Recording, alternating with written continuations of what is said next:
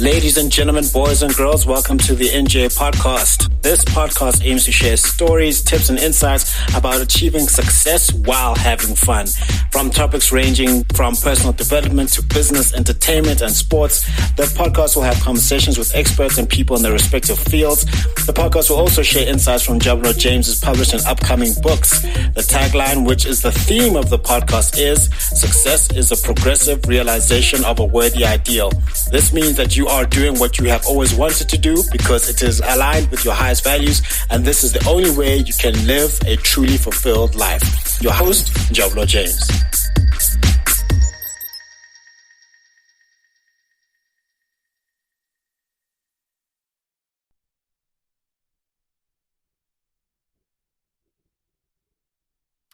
Hey everyone, this is NJ, the host of the NJ podcast, and this is season 2 of the Conversations.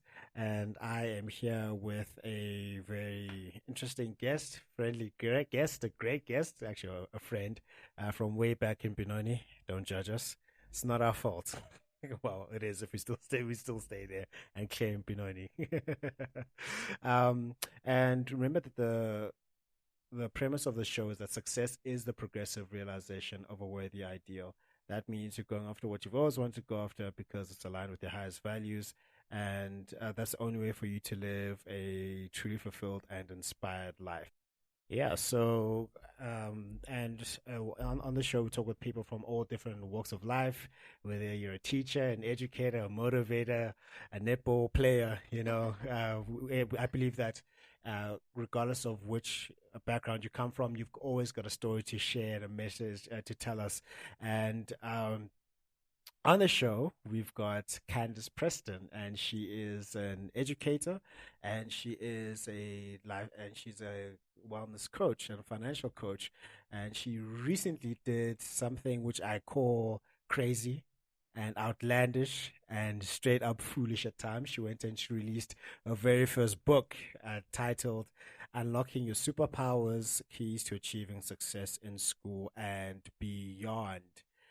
Just a very quick thing. She owns a Money Savvy Kids franchise on the East Rand. Beast from the East, baby. Yes, Beast from the East. And where she teaches kids, teens, and teachers essential financial literacy so they can know how to use, save, invest, and manage their money to create their own financial freedom. They teach people what they wish they knew to understand money and make money work for them. Financial education can make a difference. It can empower and equip young people with the knowledge, skills, and confidence to take charge of their lives and build a more secure future for themselves and their families. Supporting financial education can be viewed by the main public, private, and civil stakeholders as a critical long-term investment in human capital. Welcome, Candice. Hello, Njabulo. Great to be here. Oh, good to have you. So, other than the fantastic bio that we just read out, please tell us, where's Candice from? Why is Candice here? And where's Candice going? Well, thank you for that awesome intro. It sounds like a mouthful. I think I do a lot of things which can get a bit overwhelming sometimes. So, I am from Benoni. Awesome place. It's not your fault. Oh, no, best place ever. And for me, I've been in education now for about 12 years. 12 years. It's just something I love. I always say I'm addicted to learning, because I really am. Mm-hmm. I believe that education helps us to transform in ways that nothing else can. Yeah. And, I was in teaching for a long time, and I still am. And I started to realize I wanted to reach more people. I wanted to reach more young people and teach them other things as well. Mm-hmm. And that led me to going into both academic coaching, teaching study skills, whole brain learning, and then the financial literacy. I'm a big proponent of financial literacy. Yeah. Making bank is important. We all need to do it. Ching. Yes. And it led me to, doing so much more. And I also completed my master's degree in education. That actually, started a lot. It was a long, tedious process, but I'm so grateful I did it. And from there, that's where I started to see. So I did my research in how life coaching impacts female high school students. Okay. And the results were really positive. The participants had much greater confidence, and they felt they could take challenges on in a much better way. They felt more equipped. And that really resonated with me because I thought, we don't want to make life easier for them because life is never going to get easier. No, it's never going to be easy. Yeah, it's tough. Yeah, too tough, actually. But that's why I thought, coaching helps them to tackle those challenges, to navigate. And I wanted to create a model where more kids could access that. But feasibility, funds, that's always obviously a problem. So that's what led me to the book. Yeah. But it also led me to getting into academic coaching to help students thrive academically, create more opportunities, and then the financial literacy, helping them. So once you know how to study, you have the degree, it's great. Then it's like, so how do I make money? How do I manage this awesome salary and invest for the future? So it's really led me on an exciting journey. And like I say, taking on this book was awesome, and thanks to all your guidance and advice as well. I mean, I'm still waiting for the invoice to be paid. That's I'm joking. Oh, oh man, you've been teaching me for so many years as well. I mean, I've been following you, and I'm so inspired by what you do. Thank you. And a lot of that also inspired, and I was like, maybe I can take action in a better way to reach more. Yeah. And that's what's gotten me here, and it's been a wild ride, and I've loved every second. Okay. But yeah, excited for the next challenges. Fantastic. So, when you finished varsity, right? What at point in your journey did you say, I need to go into teaching and education?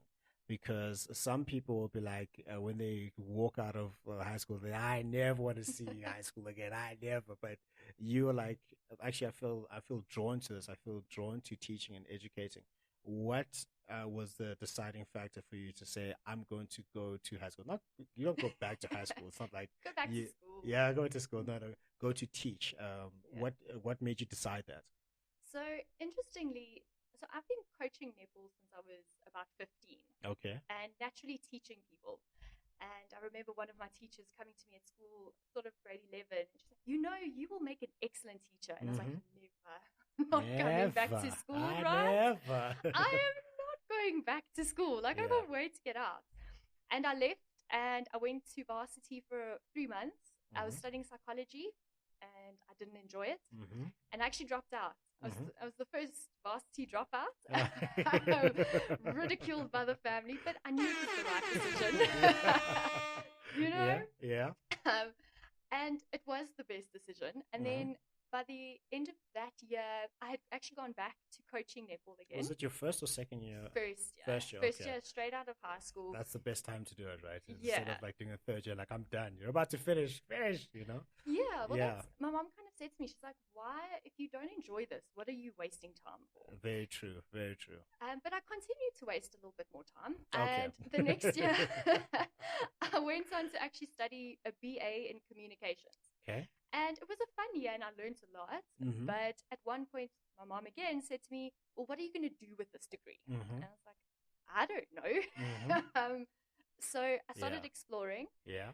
And at the end of the year, this thing of teaching kept coming up. And a lot of sort of interesting mentors came around me at that time. Yeah. And I was like, maybe this is where I'm meant to go. I love teaching and I love learning. Yeah. So I then actually went back and got an internship and started to study and work at the same time. But, I wish I could say I walked in and I was like, yes, this is what I want to do. Yeah. But it wasn't that sort of thing. It was an up and down. And some days I was questioning it and thinking, am I doing the right thing? Yeah, yeah. But as I kept progressing, it got better and I was learning and I was getting challenged. Yeah. And I remember a couple of years in, I was sitting down and I was like, I am doing all the right things for me. Everything I was doing, I was loving. Like, I would do all of this without having to be paid. If I won the lottery today, I would still do everything that I'm doing. I wouldn't. I would. I'm joking. You'd be on your yachts around the Mediterranean. Yeah. Yeah, but it was something that I felt so empowered by. So I thought, I love this. I love working with students. I love teaching, and I love learning through that. So it wasn't just this clear cut. It wasn't like, I'm going to be a teacher. It was a process. And I always say that to students because I think so many young people, they see this idea of success and they think it's just this beautiful, like, oh, shining moment, and that's it, you just know. And it's not. It's messy, and it's up and down, and it took time, but I'm so grateful that I got those pushes by mentors, by my mom, and then I followed that path. Yeah, shout out to mom. Oh, always, absolutely. All right, so then when you were in your first year of teaching, like officially, contract signed, you're teaching, how did you get to the subject matter that you were going to be teaching? Because you get teachers for a lot of things. You get teachers for geography, you get teachers for mathematics, you get teachers for science, and all these other subjects. What led you to say, okay, I'm going to be this type of teacher? So I actually went in going for business studies. Okay. Because I loved the subject at school. So I actually majored in business studies and English because I enjoy literature and that sort of thing. But once during my internship, the more I was teaching business, and I taught a bit of accounting, I just realized how much I loved the subject and how practical it was. I didn't want to be teaching kids things I didn't feel would add value. I think every subject does add value. I think school has a place. I'm a big advocate for school, but for me, I just love the idea of teaching them something that they could really apply into their lives at any age. I mean, I'm always telling my students, okay, I challenge them this year. Every student through every sort of area of what I do, I challenge them to make 1,000 Rand from something entrepreneurial. And then for me, it's to teach them. They're going to learn from that process. And once they can make 1,000, they can make 10,000. And so I wanted to teach something that would give them skills, tools, things they can use so that they can make money, they can prosper, they can add value. And that's what led me to that subject. And I love it. It's just something I enjoy teaching. Yeah, 100%. So what about business studies do you enjoy the most about teaching? I think it's about giving young people the mindset of an entrepreneur. And the nicest thing is when I teach, I can teach from a place of an entrepreneur now. I don't feel like an imposter. Right? Yes, it's not like I'm just teaching nonsense. And it's giving them that mindset that I don't have to just get a degree and get a job. I can do things on my own terms. I can start a business now. I can start a business in the future. I can invest. To me, it just creates so many more opportunities, and that's what I love. That's what you love about it. So, where have you failed in being a business person / entrepreneur? What was because I can imagine that there's something that you started with a small, something major, that there was a failure there. What was that failure, that business failure? I'm sure there's been multiple. That's the right answer. That is exactly the right answer. There's always failing forward. So, I mean, I started with my own life coaching business, but it was very much sitting back and hoping clients would just walk in, as they do. They just walk in.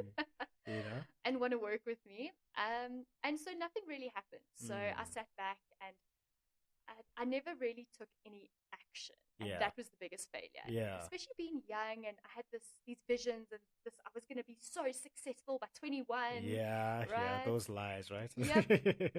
And I failed so much at just taking action, taking the right action, and facing my fears. Which often held me back. And it was sort of as I got older, I think I started getting more confident, started facing a couple of those fears, just one at a time, little bit by little bit, of course. And then, like, that led me to take the next step and the next. But every failure has been a beautiful lesson, which I've appreciated. Okay, fantastic. So what has been a good success when it comes to any business that you've started, or in your business specifically? I think the greatest successes I'm having now is actually seeing all my hard work come together. I'm seeing business growth. I've got some awesome people working with me, and I can see that they are, growing in their roles as well. And so you employ people currently? So it's not full-time employment. They kind of contracted to me. They contracted to you. Okay, cool. So they're working with me. And I was wondering, how are you going to deal with all the HR things in this country? Oh, no. I've got some incredible people who work with me, and they are such fantastic encourages as well, but they also challenge me to think better in different ways. But seeing them grow in their role, and then seeing my clients, so seeing those students, I got a message from a student the other day telling me she got her first 3 cents dividend. And she was so excited. And I was like, this is amazing. We're happy for her, yes. Yeah, because that's it. It's celebrating their victories. And often I'll get a WhatsApp and a client will say, like, you taught me so much and now I'm managing money better. I'm sleeping better at night. One of my students that I worked with on the study skills, so I worked with her from matric, where she was doing quite badly. She scraped through. Now she's in varsity getting 80s for economics. Oh, wow. And that's not easy. Not at all. In economics. She's like... And you can just see her confidence. And that is my greatest success. It's actually seeing that impact. Yeah. All right. So then what has been the most interesting part of your journey of putting together Unlocking Your Superpowers? Like, okay, let me backtrack. Yeah. So when did you decide, okay, I'm going to put a book together on this specific subject? Yeah. So it was straight after doing my master's. I really wanted to connect more young people with great coaches, great knowledge, and the things I wish I had known when I was younger. Yeah, it was a big, we all say that. We go, oh, I just wish I had known that. And then from the master's degree, I thought if I could reach more students, and how do I do that? What's the quickest and easiest way? And most people will challenge me and say, kids don't read. Yeah. And I'll say, I do understand that to a point, but I think it's subject matter. And I also want to encourage them to read. Yeah. You and I both love reading. Yeah, of course. And to me, if I can encourage kids to read too. So that led me to actually writing the book. But I wanted to clear the noise because I also felt often we're overwhelmed with information. Of course. So I wanted to give young people 7 simple, clear things they could follow that would then help them achieve success sooner. And it's really more of a starting point because there is so much more. But I just found these 7 things to be most valuable and really effective. Yeah. So that's what I wanted to share with them. Yeah. So let's go back to masters, because I'm currently in the journey of doing that myself. Don't ask me why, but I am. So you got to. So what made you pick your master's subject? So because I have such a strong background in both netball coaching and life coaching, I knew I wanted to incorporate that somewhere. Yeah. And then I thought, well, what's the point? And it must be beneficial. So I wanted to see if it would be. I actually thought, you know what? I don't know. There's not that much research. There is research, but not that much. Particularly for high school. So I just actually wanted to see what would happen. So I didn't do the coaching. I had an external coach. I wasn't allowed to as the researcher. Makes sense. Okay. But I was actually just blown away by the results because I was optimistic myself, but thought I'm just going to take whatever I get. And when I saw the results, I was actually even more inspired. Yeah.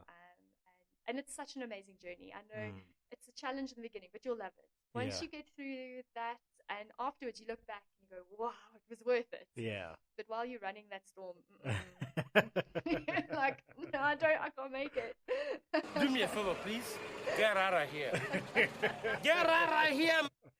Oh, yeah. Oh, my goodness. I can't deal. So, where do you see your business going within the next 1 to 3 years? I mean, where do you see yourself? Because obviously you've got the book out, you've started doing interviews and becoming this megastar on the news. So where do you see yourself going, Dan? For me, it's about reaching more. I want to reach more students. And I'm finding different ways to do that. So even with the book, I'm looking at now developing sort of an online course to access more. But then also through talking at schools, working with schools, companies, universities. So for the business just to grow, to reach and impact more, and especially to a point where we can do a lot more sort of CSR projects as well, reaching students who we maybe wouldn't always reach. And that's what I would really love to do, see the business grow in a way that we can impact students from all walks of life. So like, who's like your main target market? So at the moment, I work predominantly with private schools, private universities, and then corporate companies as well. But yeah, for me, the nicest thing is there's a lot of organizations out there doing a lot of great work. So I'm working with a couple of NPOs. NGOs. Okay. Yeah, where they actually they're getting funding so that we can then reach more students who maybe wouldn't have access to these things. So I'm very excited for that, to actually see it grow and just to help, because for me that's what it is. At the end of the day, I just get so excited to teach and to coach. So I can see you until like you're like 95, still teaching, still coaching, still mentoring. I don't think it's something that's ever going to go away, right? Oh no, absolutely, definitely not. I'll be there. I'm going to be running around, driving the students mad. Cool. So then, how deep is your like sports knowledge of like like football, basketball, cricket, rugby, all that? Like how extensive is your knowledge? So it's pretty good. Netball is brilliant. But I mean, being a sportsman myself, I follow a lot of sports. Yeah. Okay. Cool. So who's the greatest basketball player of all time? So I mean, they always say Michael Jordan. But don't be watch yourself now. Watch yourself. Okay, Michael Jordan is. I mean, his work ethic and his principles. But I mean, today, I mean, I was a Kobe fan. R.I.P. Black Mamba. Yeah. Absolutely. We did actually go watch the New York Liberty women's league in Madison Square Garden a couple years ago. You went to MSG. It was so exciting. Jeez, I need to go myself. It was an experience. I've never seen people so tall. They're like giants, man. Yes, but I mean, they played phenomenally. Their athletic skills are incredible. Yeah. So then, which is the highest level that you reached with in netball? Because it's a question that I'm going to lead into. Okay. So myself as a player. Yeah, as a player. As a player, I played provincial, but indoor netball, not outdoor. Netball. Okay. Yeah. But once I kind of achieved quite a bit of success there, and then after that I went into coaching. So yeah, I play socially now, but I love coaching. You love coaching. I'm addicted. Well, because I think based on the conversations that we've had now, you enjoy coaching more than the actual playing part. Yeah, definitely. Okay, so what is the difference between being a player and a coach? Wow, I think because you've done both and pretty much at a high level for both of them, so I'm sure you've got some insights to share there. What is the difference between a coach and a player?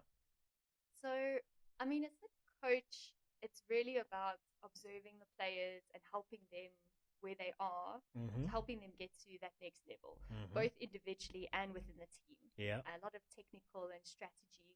Whereas as a player, you're obviously now doing the work of improving your skills and uplifting and encouraging your team as well. So, I mean, there are differences there. And being a player, to me, was a lot more emotional because my performance was so linked to my identity. Yeah. If you had a bad game, it means that you're a bad person. That's the link that you had. Okay. Oh my goodness, I put so much pressure on myself. Yeah, I can imagine. But I suppose as a coach, your team is an extension of you as well. Yeah. But you have to realize you only have so much control. So it's about giving them tools so they can go out there, do what they need to do, and you just hope that you've given them enough. Yeah. Okay, so then what I'm trying to understand the mindset of an elite athlete, because I know you reach provincial level, right? That's still quite hectic, especially because I play tennis, right? Okay. Oh, wow. No, tennis is hard. No, tennis is definitely hard. Oh my goodness. So then I got to, we won the Eastern Tennis League with my matric year, which was like a very big thing. I'm like, yay. But then there's a certain level, like there's levels to this, you know, like what my tennis coach also always said, there's always someone better than you. I'm always someone better than you. I'm like, okay, well, I guess so. But for you to get to that point of provincial, Easterns, right? Easterns. So what mindset do you need to have to compete at that level? Because it's the snip up and fleece. No, definitely not.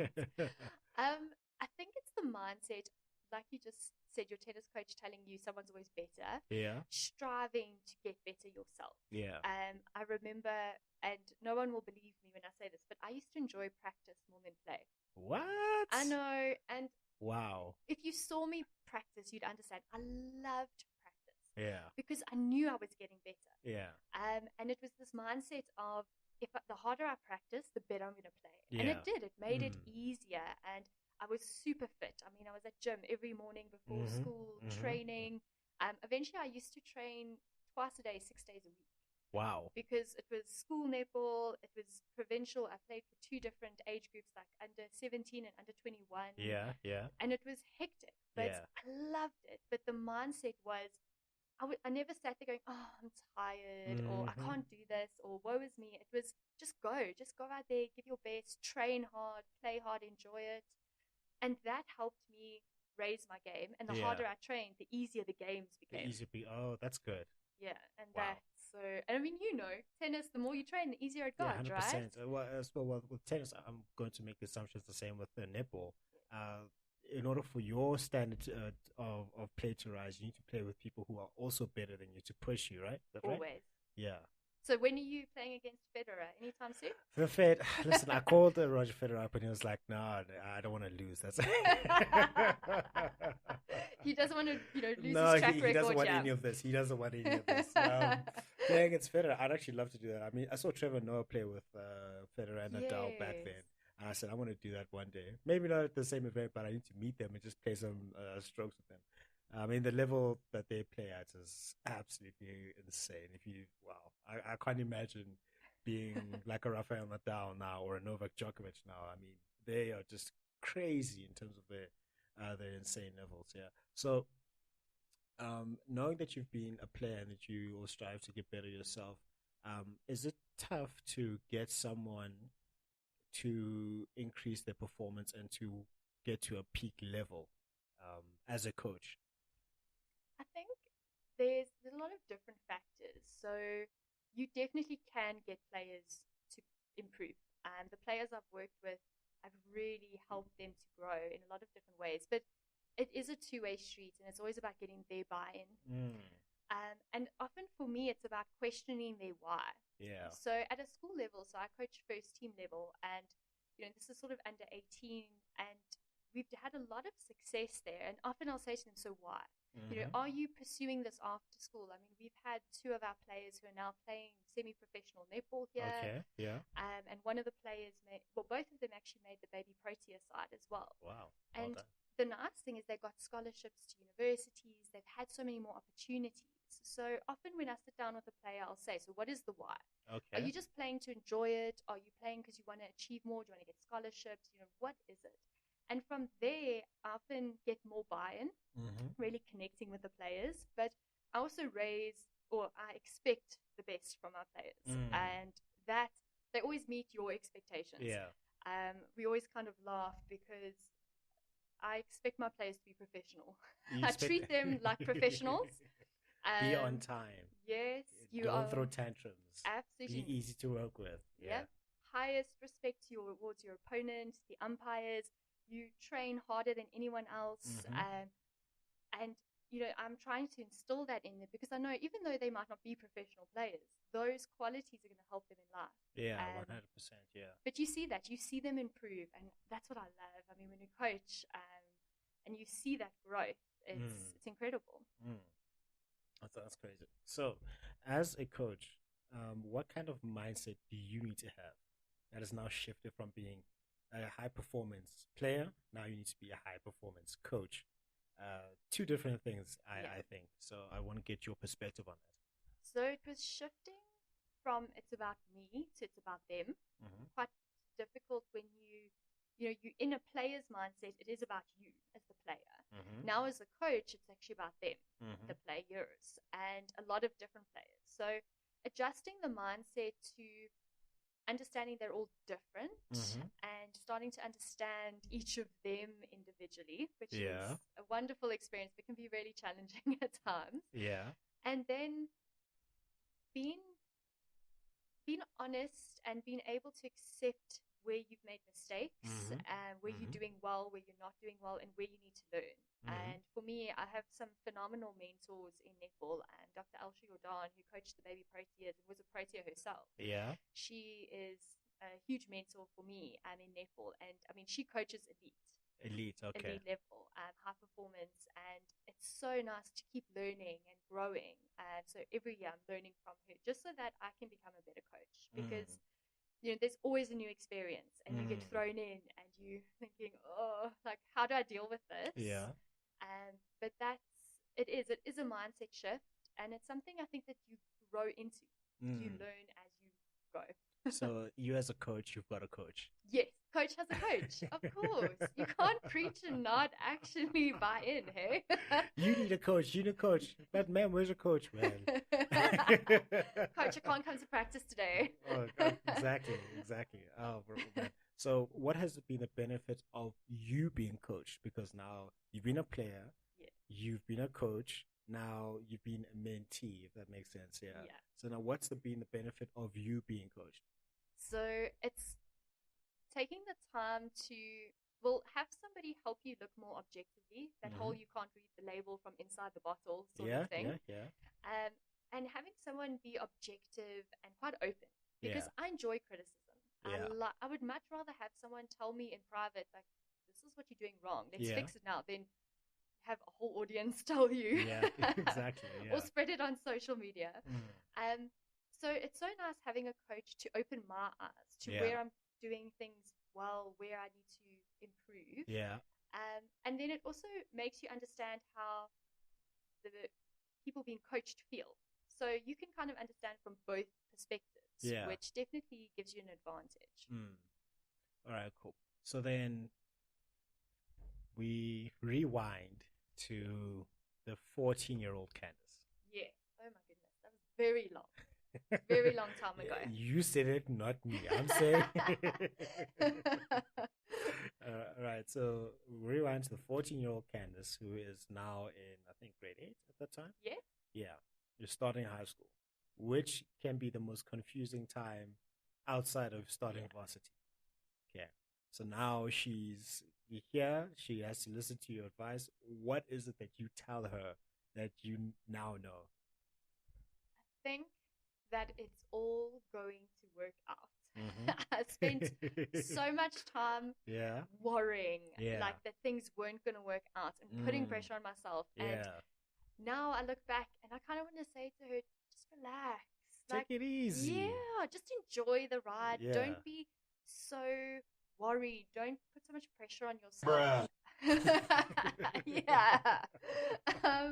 And actually just enjoy it. Just have fun with it and know you will actually achieve the success you want. Because for a long time I was like, I just want it, but I can't get it. It's so frustrating. But that would be just relax, just enjoy it. Just relax, take it easy. It's going to go by quite quickly. I remember when I was in grade 8, I think someone was a matriculant. And they seemed like giants back then, right? They seemed like giants. But then now if I look someone in matric, I'm like, cute. You are such like, a youngster. You Gen Z, you probably drink energy on TikTok all the time, aren't you? No, I'm kidding. They said, please enjoy it. I'm like, enjoy what? Be like your high school career. I'm like, why? Because it's gonna go by quickly. It's gonna go by quickly. I'm like, get out of here. I said this to him. Do me a favor, please. Get out of here. Get out of here. Get out of here. I said, get out of here. I didn't believe him. 5 years later, I'm like, what? It's all gone. Now I must go to varsity. So I think at all stages in life, you're always rushing things. You always want things now, and you have a lot of time. I think Gary Vee said, you have a lot of time, actually, and you're busy stressing and working hard and striving, and your life is going by while you're busy stressing over something that will eventually happen. My brother-in-law said to me while I was still in varsity, another piece of advice, he said, I'm like, yo, man, I'm busy stressing. I just want to graduate, man. I just want to graduate. He's like, enjoy the process. Why are you stressing over something that's going to happen? Just take it easy. Just live your life for the fun, So that's some insane advice. And then Now you fast forward to the 16-year-old version of Candice. And now things are starting to become more practical. Now you're starting to start picking your subjects and where you're going to start specializing. And with this time, you're probably kidding yourself at the gym to be, the Michael Jordan of netball. What advice do you give that version of Candice? So I love that advice by Gary Vee as well, because it is, I think all of us are always rushing to the next thing. And I still catch myself doing that today. Mm-hmm. So my 16-year-old self, I think, is to keep doing what you're doing, because the journey really started there. So before then, I never used to read books. Oh. I wasn't a book reader. I was a netball player and a Sims player. Look at you now. Look at you now. Look at that. And around 15 you used to play The Sims. Oh, yeah. Oh, I love The Sims. What were they actually saying? I don't know. What were they actually saying? They were speaking whatever it is they were speaking. I don't know. I'm like, how? John, what are you saying? No idea. No, but they were so much fun. Yeah, Get lost in The Sims.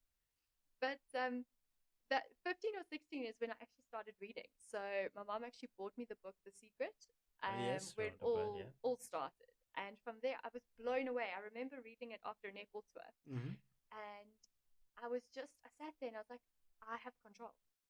Before then, I always felt like everything else was just happening and I couldn't really control it. I was just at the mercy of fate. And when I read that book, it empowered me. For the first time in my life, I walked around confident. I wasn't worried anymore. I was like, okay, I'm in charge. I'll take responsibility. I'll create. And so for my 16-year-old self, it's to actually just keep doing what you're doing, because that's where it all started, where I started to find my love for books, for learning more, that sort of thing. Okay. All right. Fantastic. That's amazing. Then we move forward to your 18, 19-year-old self now. Finished, you left high school behind, you matriculated, which is a very big achievement in the scheme of things where we find ourselves in the country. Now you're like, I'm in psychology now. Jung and Nietzsche and Freud are not making sense. Good stuff. Pavlov and his dogs. I don't know. You're probably feeling frustrated and dejected. You're like, I don't know what life means. I don't know where I'm going to find myself. Now you're doubting your very existence. In a psychology class. There we go. Some really deep thinking happening here. Questioning my existential existence. Existential crisis, And then you're probably having regrets to like, I did well in netball. I crushed myself doing this and I studied so hard. Now I'm hating my life now. You go back to that version of Candice, 18, 19 years old. What do you tell her? I tell her to buy her own book. Read it and apply it. Yeah. But at that time, to be fair, the book hadn't been written. Yeah, okay, true. Yeah. Okay, so we won't do this back to the future thing. Yeah. I think a lot of it is to take action sooner and stop worrying about what other people think, and stop letting that fear stop you.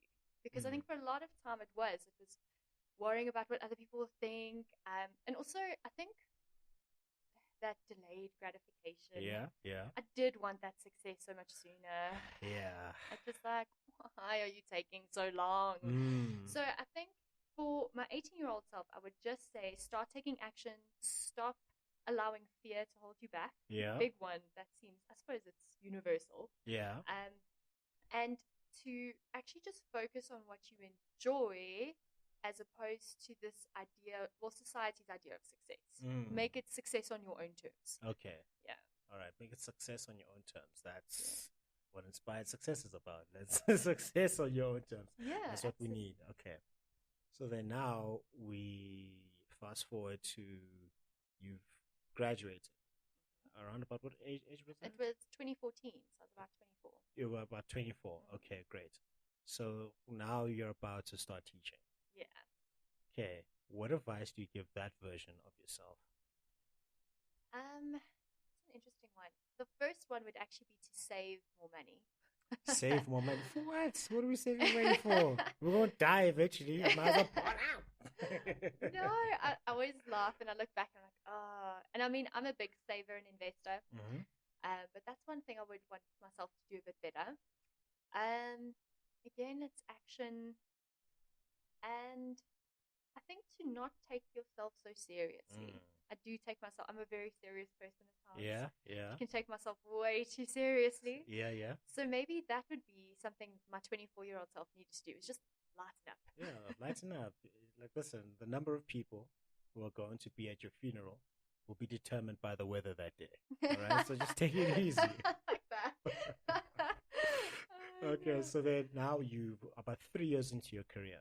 At this point, you're about 27, 28-ish. Now you've got a degree in teaching because you've spent that time actually practically teaching it. Now, what advice do you give that person from the point of view of where you are now? Sure. When I think that's sort of where all of this started, was sort of 2018. And I actually don't know what advice I would give myself, because I feel like at that point I really started gaining momentum. Yeah. I started doing things that I had been telling myself to do for the first 28 years. Yeah. So I don't think I could have. I'm sure I could always do things better. Of course. But that was actually the sweet spot where I actually just kind of got over that hurdle and started taking the action and seeing the action lead to results. Yeah. So I think I'd actually just say good job to my 28-year-old self and say keep going. Good job. Fantastic. Fantastic. Right. So now let's say you've got a 14, let's say 16-year-old, because that's where pretty much our existential crises start around that, about that age, you know. Some later, some earlier, but like median. That's just what I think. I don't have data to support this, but that's just what I think. So then you say, okay, here is a copy of the book, and then they say, where should I start? Which is the one key? You say you've got seven keys, right? So you'll say there was like, if there's only one key that I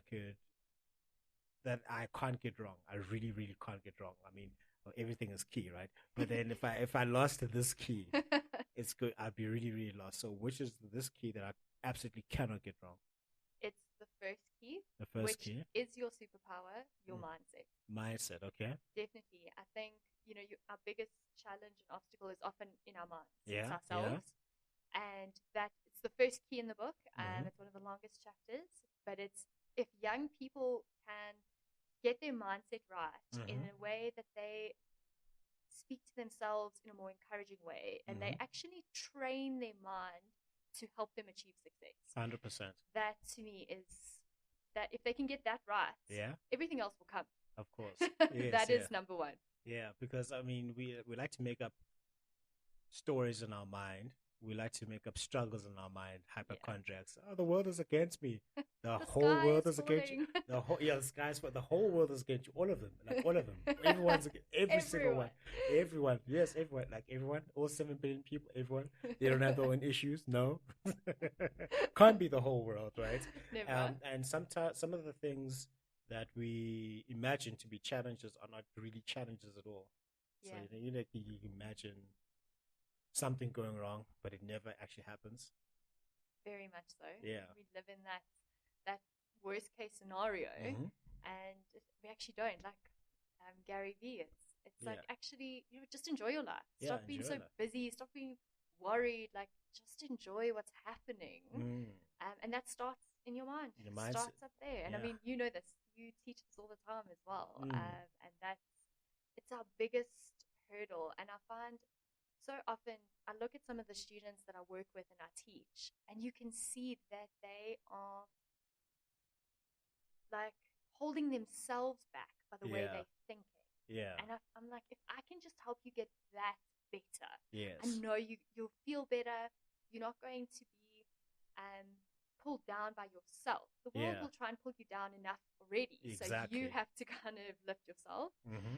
And if they can just see that, when you see these kids who are suicidal, and I want to say to them, it will pass. Of course. I promise it gets better. When we're young, we're so emotional. I remember like the smallest thing, you have a fight with your friend, it's the end of the world. Oh my gosh. I mean, it's awful, right? Like everything's so, you feel so deeply when you're young. Of course. I honestly wish I cared far less Yes. about certain people and things when I was younger. Oh my goodness. It's like you have a tip with your quote unquote best friend who's not going to be your best friend anymore. Yeah. Exactly. And then you look back, I'm like, I wasted so much time. I would have rather been practicing my backhand. Now I'm busy having fights with this person. Yeah. How dare they? Yeah. And that is its mindset. And it's, I know we learn it with age. I Yeah. get that. We Yeah, do. you do, But yeah. when I see those kids, I want to say to them, I'm like, don't worry, it's going to pass. I promise. The awful feelings that you have now, it gets better. Yeah. And you don't understand it when you're in it. No, I you mean, don't. when you're in it, you're like, oh, please, you know nothing. You don't understand what I'm You going don't know through. my life. You don't know my life. Yeah, I do. I It's do. not that bad. Yeah. You just Yeah. want to help them, because to me, that must be horrible to feel that way. And the best is yet to come. Yeah. Life gets so much better. It does. Oh, it does. Now you're like, what? You're busy stressing about, I didn't get an invite to a party. What? What? Like, The older you get, you don't want to go to their party, even if they invite you. there's no time. No, I There's have no to. time. No, there's no time. I have things to do, like, rather. Yeah. Yeah. 100%. And then I think, because, I mean, I had episodes where I was suicidal as a teenager. Wow. Okay. Yeah. That's When I been look hard. back, I'm like, yeah, it was really tough. And then it was all in your mind, really, because you feel like, it'd be easy if I was dead, or I don't know how I'm going to overcome this challenge, only to find out that I was really having first world problems, and I didn't have a different view of what I was going through. Yeah, some of it was a lot of emotional turmoil. It was factual there. However, nothing I feel that I can ever go through is ever worth me taking my life. That's just me. Other people have different views, but then that's what I arrived at. And then I listened to a speech by Malcolm X. He was like, think about this. There's a different perspective to problems. You have a problem. Like someone else has a problem that they can't swim. Let's say you and I both have the same problem. We both can't swim. Yeah. Now, you are in the bathtub and you can't swim, and I'm in the middle of the ocean and I can't swim. So who has Who actually has the who problem? actually has the problem? And then from that I got, I'm like, just not to diminish your own pain or problems. Yeah. Just give a different perspective to it, to say, actually, it's not that bad. It's really, really not that bad. And there's always a way around it. And I think why I love the work that you're doing, coaching and speaking to kids, is that most of the problems that they're having is in their mind, and they have not been able to verbalize it to someone. Life changed when you can talk to someone about it and write about it, and then you're like, actually, life is not that bad. Yeah. It is. It's that perspective, and that they always say, comparison. We compare ourselves all the time. Yeah. And when we actually put those problems in perspective, it does help. Mm-hmm. And having someone to help us, because sometimes you might be like, oh, this shouldn't be a problem. I have food on the table. I've got a beautiful life, but it's still real for you in that moment. And sometimes you just need someone to talk to say to you, no, it's okay. You can feel this, but now, hit you upside the head and say, okay, you've got so much. Let's use it. Got a ton. Yes, 100%. Now get up. Yeah. So I think that's for me, and I mean, it is just help, because no matter what, whenever you're going through a problem, what do? We isolate. Yeah, we go away from everyone. Yeah. And that's the worst thing, because the minute you're with someone and you hear they have the same problems with you as you do, or similar, you're like, oh, I'm normal. Yeah, okay. I'm not the only one. Yeah. What, you didn't get invited to? Oh, me too. Me too. Let's hang out together. Yeah, and it does. It you can still feel the pain and the emotional hurt, but you start to realize that can be stronger with somebody else as well, and you can learn from it, and you've got support. Yeah, of course. We love support. It really is a healer. Yeah, it is. Yeah. All right, cool. So then, now this same kid comes up to you and says, listen, I got my mindset right. Things are better. Okay, fantastic. Now, what is the second most important key that I need to digest? So, second most important. The other 6. I think, so they lead a lot on each other. Yeah. Because one of the biggest ones to me is then taking action. But obviously, taking action, especially small, consistent action. Okay. For me, I'm all about that. Doing small, little things every day that over time add up. But, it doesn't help drinking a little bit of alcohol every day. That's not going to lead you in the right direction. Yeah. No, let's not do that. It's like, what action? Yes. So the second key is values and knowing what you want. I think, I lamented this when I was in grade 12. Is I don't know what I want to do, and I can be anything, and I can do anything, and what do I do? Like, won't someone just tell me what to do? Yeah. And I hear this a lot, and it's because there's just so many options. There's overwhelm, and a lot of the time, especially young people, they don't make a decision because they're overwhelmed. So that's that whole paralysis. Like, there's too many choices. Yeah. I don't know what to eat at this restaurant. I give up. You tell me. Just go for the chicken. Just go for And that is, like, no one can make that decision for you. 100%. So it's looking at values, which you spoke about earlier, and deciding for you that whole success on your own terms. Yeah. And this was a big thing she said. So success on your own terms, I always follow her. She's awesome. And it's once they know what they want, not for their mom and their dad, not for society, not for their best friend. Not for them. Yeah, but for them. And that's not always easy, because a lot of it for me, becoming a teacher wasn't cool. There was no status to being a teacher. Yeah. And when you're young, unfortunately, status is important. Yeah. But when I actually went, I don't care.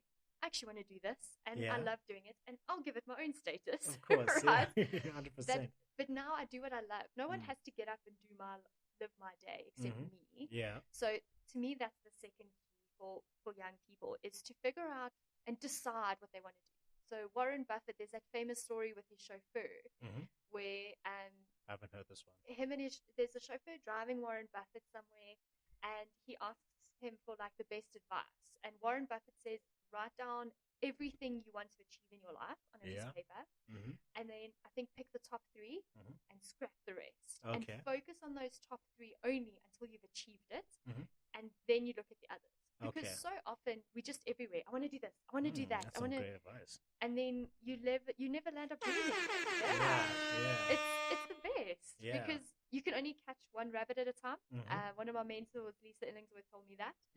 And it's if young people can figure out what they want, and it doesn't have to be this perfect image. So I didn't have this clear idea I wanted to be a teacher doing stuff.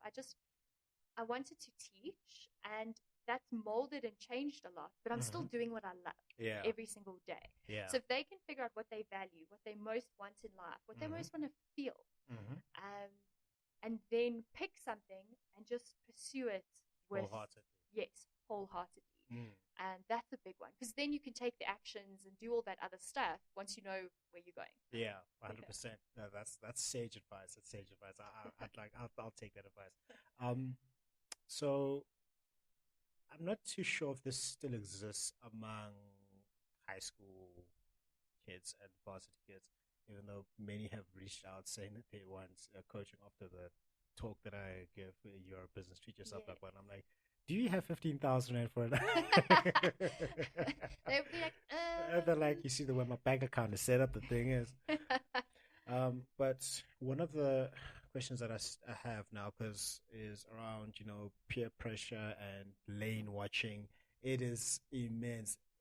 Even our age group, I mean, it's still massive. People who are in their 50s are still going through peer pressure and keeping up with the Joneses. I don't know who the Joneses are. I've never met them. I don't know why they're important, but people want to keep up with the Joneses. Okay, so maybe someone for 5 marks could tell me who the Joneses are, right?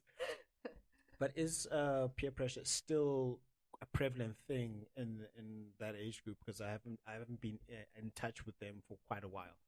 Definitely. Is it? And I think social media has made it worse. Okay. Yeah. Because of that whole, you go on social media, you're getting that, rush of dopamine, and then you're seeing other people living these lives, right? And we know what people post. No Yeah. one posts themselves crying in a corner Of after they've course. had a really bad day. We post ourselves living the life, Yeah. and we don't post, I'm awake at 4 o'clock in the morning Yeah. at gym working hard, Yeah. or Yeah. well, some people do, but Some do. Yeah. Yeah. yeah, but it's not always. We post when we feel good. We don't post when we feel bad. And I Yeah. think kids see that, and then they see these idealizations, and then they feel that judgment and Yeah. that pressure Yeah. in a large extent, Yeah. to a large extent. Yeah. Yeah. Cool. So then, the same 16-year-old has come to you. Okay, fine. Yeah. I have got my mindset right. I've started to take the action. I'm living my life for myself. I've finished all 7 of the keys. Amazing. Now I'm like, she's like, he, doesn't matter. I'm feeling overwhelmed because I have this incessant need to compare myself to others. What do you say to that person there? So I cover that a bit in that mindset part, because Okay. it is important, and the value part is Yeah, that yeah. you need to be true to yourself. I think it was a proverb that you go into the box alone. Yeah. You die without anyone or anything, Yeah. and all those other things that you thought mattered didn't. Yeah. But it is quite a tricky one to tackle, because a lot of it is getting the right mindset. And then also, I like to sometimes shift the focus away from self and say to them, well, what value do you have to add, and how can you add that? Yeah. Because when we move away from focusing on ourselves and what people think of us, and we Yeah. think, well, how can I serve? Yeah. How can I help others? We tend to also stop thinking about ourselves so much. But it's quite a tricky one. I think it's a bit of a journey to help a young person shift that mindset to actually not be as influenced by that, and to start listening to that inner voice and Yeah. saying, this is for me, this is what I want. Yeah. And what's weird is when we do that, when we live authentically, Yeah. Yeah. people are drawn to us naturally. Of course. Yeah. And you kind of just carrying on, and people are like, wow, I resonate with you because you are brave enough to live like this. Yeah. So it's quite a catch-22. Yeah. 100%. So now you are imagining yourself. Yeah. 15 years from now. 15 years from now, and just project all the experiences that you would have had and things you would have gone through. What would that look like, and what advice would that person give to you today? I know it's a very, very abstract, Back to the Future, Endgame, time traveling, esoteric type concept, but what I'm trying to get is what you think yourself in the future would tell you today. Again, stop worrying. Because it Stop still happens. worrying and start living. Yeah. And I like that idea of slowing down and being happy now. So funny enough, it's one of my keys that I Like what you're hearing so far? Make sure you never miss a show by clicking subscribe now button. Follow on YouTube, Instagram, and other platforms listed. Also, check out the website for more information. This podcast is made possible by listeners like you. Thank you for the support. Now back to the show. think that I do try to live by. Yeah. But I find even now, especially now that I'm hustling with Yeah. so many different things. Every day I'm hustling. Yeah. Every day I'm hustling. Yeah, yeah. So much you get caught up in that, Mhm. and you forget to actually just sit down and actually just enjoy the moment. Yeah. Just enjoy sitting here with you, Yeah. doing something I've never done before. Yeah. So I think That's what I do, people. That's what Yeah. I do. Give people new life experiences. That's what I do. Absolutely, absolutely. Yeah, yeah. So I think that in 15 years, I think I would be giving myself that, saying, enjoy the moment. Mhm. And again, it's going to come, everything that, you're working towards. And just keep building good relationships. Yeah. I find, building those relationships that will last over time are so Yeah. important. Oh, and look after your health. Yes. I have been neglecting this side of my life a little bit. Yeah, that's fair. And I'm like, I know in 10 years, my 10-year-old, in 10 years' time, that person's not going to thank me for what I'm doing today. Of course. So Yeah. I kind of think, I'm like, okay, what would myself in 10 years thank me for Yeah, today. yeah. Because I mean, it's not your fault. All of us sort of let ourselves go after, especially after lockdown. We were sold a dream. It was supposed to be just 21 days. It was supposed to just be 21 days, and then it didn't turn up being 21 days. We're still sort of in a form of lockdown of some sorts. It's been like 2 years. Come on, government. No, I'm kidding. No, I'm kidding. So you speak about financial literacy and mistakes. So what are some of the financial mistakes? You said you wish you would have saved earlier, so I'm not going to touch on what are some of the financial mistakes that you made. What are some of the financial mistakes you see some of your clients make? And I'm not going to say not have a budget, because that is the most obvious one. Well, maybe it's not obvious. Sometimes the obvious is not obvious until you make it obvious. But other than not having a budget, what are some of the financial mistakes that people make? So South Africans are a buy now, pay later society in general. Yes, that's me too. Yes, yes, I admit it. I'm admitting my sins. Admitting it is the first step. 21-day program starting today in Jabulo. Oh, that is so funny. Oh, wow. But like, really, I'm going to be dead honest. It's like, come on. Yeah, I mean, it's a pervasive thing. So we're a buy now, save later, or pay later. Yeah. We love credit, and we get it a bit too easily in this country. Yeah. And that is a problem. So a lot of young people get into debt right at the beginning of their financial journey, and they actually, it's like literally digging a hole and then putting yourself in a hole before you can even start. And that's quite hard because, you know, we live in a country where there's not, we actually sitting in a time where there's now going to be a lot of first generation millionaires, first generation entrepreneurs, in bigger numbers. Yeah. That's good, right? It's awesome. Okay, good. But we want more people like that because a lot of people are missing out on that because of this debt that they get into early. And we want more first generation millionaires to then create generational wealth and obviously habits they can then pass on to the next generation and the next so that it grows. But debt, there's a big debt crisis. Even our so-called our middle class, I mean, they faded away during COVID, and it shrunk because everything, they've got the big house, the big car, but it's all in debt. And now people don't have, it's gone. Yeah. And it's problematic because we don't sleep well at night. We don't understand the cost of debt. Debt is not a bad thing. Listen, you can use debt wisely to grow, but if that debt is helping you grow your income, great. But if it's actually just digging you in a hole, that's not the ideal. Listen, Candice, I want my 75-inch screen TV. Now you're telling me that getting it on credit is not a good idea. No, of course not. Unless that TV screen is going to help you make some money. No, I'm there to play my PlayStation. No. We can make money playing games. So now we can start talking about how do we turn that into an income stream. Of course. So debt's a big thing. And because we get into so much debt, we then don't save. Yeah. And a lot of us, when we think about wealthy people, we think about celebrities, we think about Michael Jordan, we think about Bill Gates and Rihanna. Yes, Rihanna. We think about, these people who... Rihanna, shout out. Can I get you on the show, please? I just want to talk about how you made that Billy. That's all I want to talk about. Shout out to Rihanna.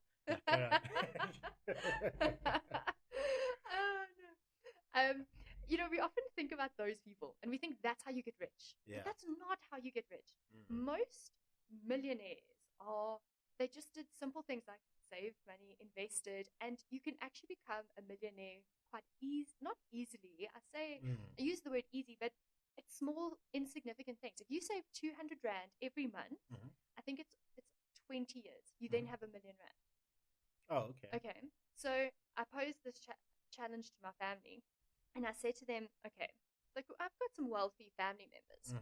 If you invest I'm looking for some sponsorship. I need some new gear. I'll hook you up, okay?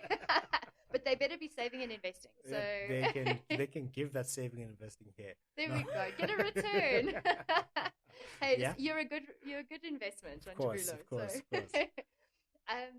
So if you invest, you think about how expensive kids are, right? But now when you're wealthy, you kind of give your kids a lot of stuff, a lot of toys and go on holiday. Unnecessary things. If you invested 3,000 Rand, I know it's a lot, every single month in a tax-free savings account for the first 15 years of their life. Okay. They will have 1.3 million Rand by 15. By 50. 15. 1 5. Did you say 1 5? Yes. That's Is it? Wait. Have I got my calculation correct? No, I'm lying to you. Am I lying?